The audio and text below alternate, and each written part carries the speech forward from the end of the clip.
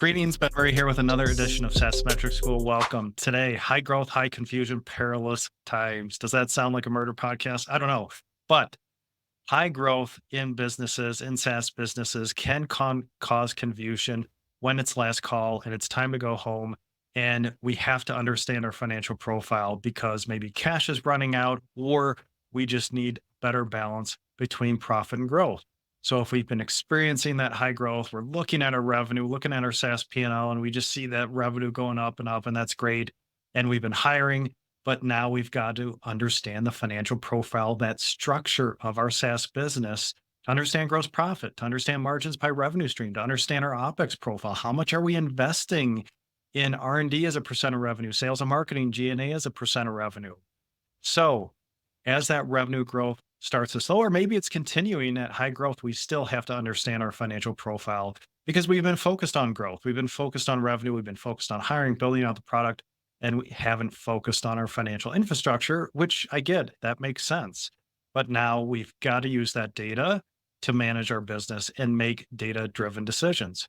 So, one area of focus, as if you've been experiencing high growth, is your focus on cost of goods sold or your cost of revenue, making sure we have people coded as much as possible to the departments that they support. Now, it's very frequent that they support multiple departments, multiple hats.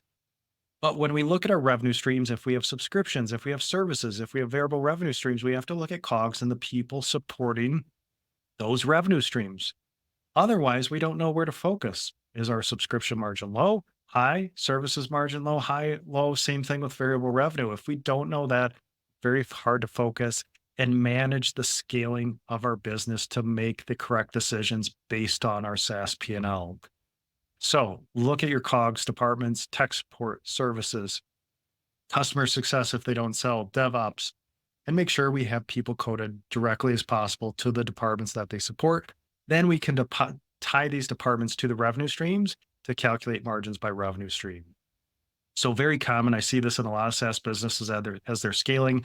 Now we've got to have a little bit more financial discipline in our business, and it's hard because our SaaS P&L is not set up correctly.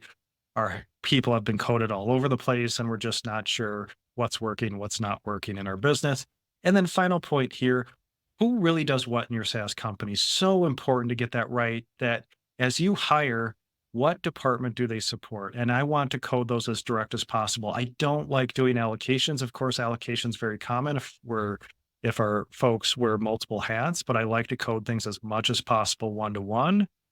So there's no confusion there. And if we have third parties looking at our financials and we've made up some crazy allocation, how do they know that's right? And how do we know that's right?